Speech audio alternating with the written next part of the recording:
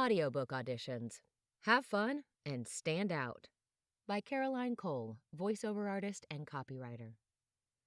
Audiobook auditions offer an excellent opportunity to gain confidence behind the microphone and in the editing process.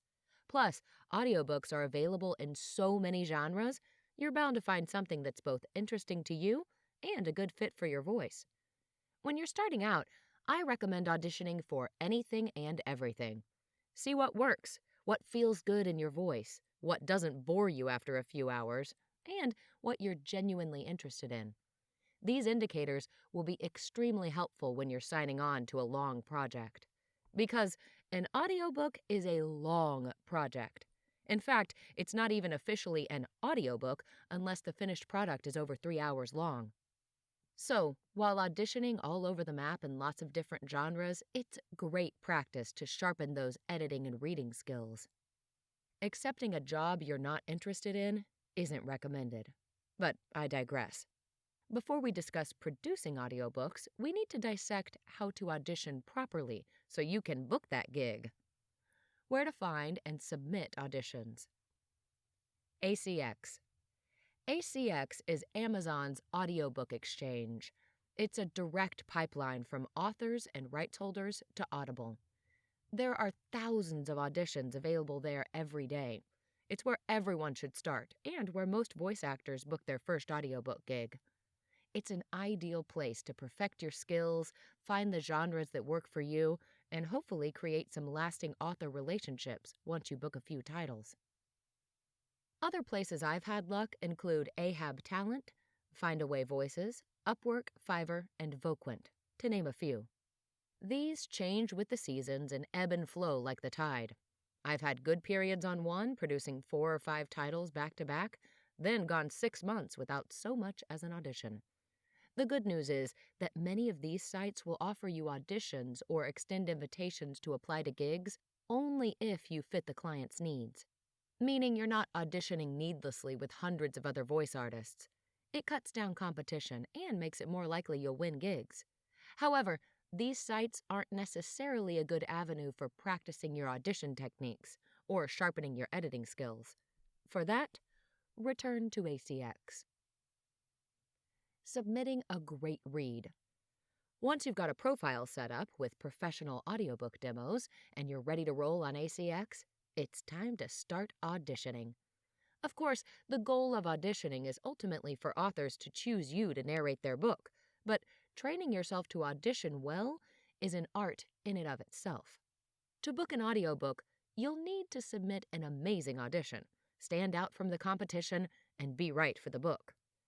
That last requirement, be right for the book, is something only an author or rights holder will be able to determine, and there isn't a lot you can do about it. But you can give yourself the best possible shot by submitting an amazing audition that stands out from other narrators. Read all audition notes. Always read every single piece of information an author gives regarding their audition. Character notes, backstory, any accents? How much should you read? Do they want you to slate? Are they interested in dual narration?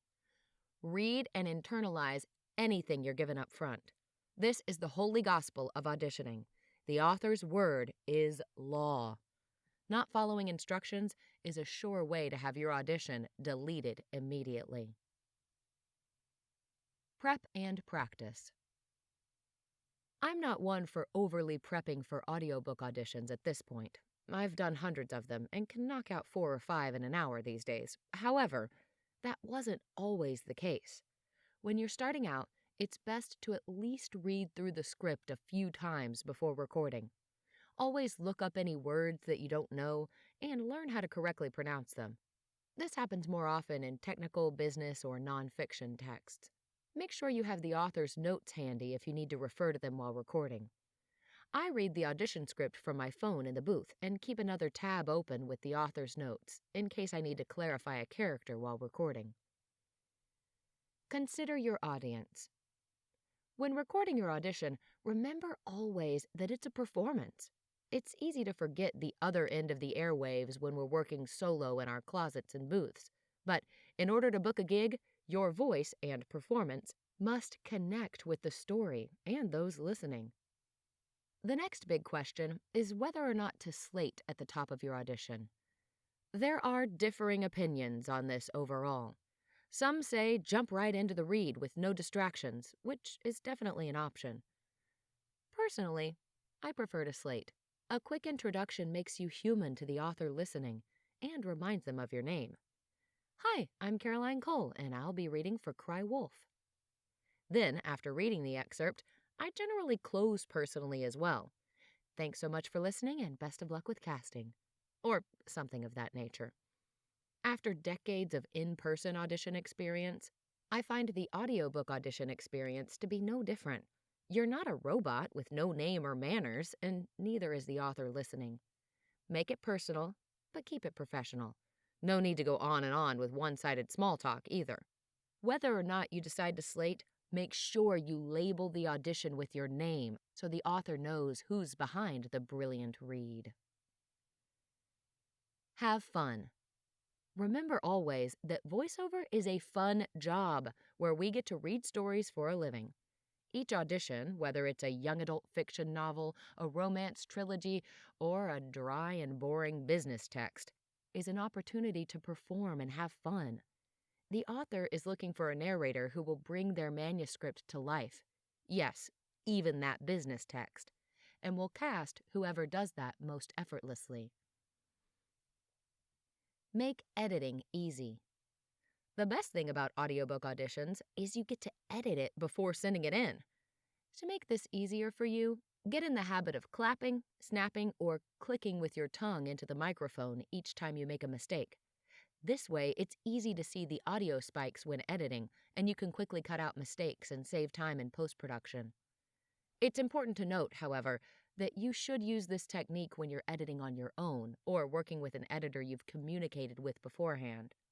Personally, I find it's easiest to edit my own audiobook auditions since they're usually under 10 minutes and I can submit them quickly by doing it myself. But when working on the whole audiobook, I always partner with a professional editor. Keep in mind when auditioning that you have two goals running simultaneously. First is to practice behind the mic, sharpen those editing skills, and submit the audition. That's your primary goal when auditioning, to submit a good audition. Your secondary goal is to book the project. It's an afterthought, a bonus goal. If you book it, great. If not, just keep moving.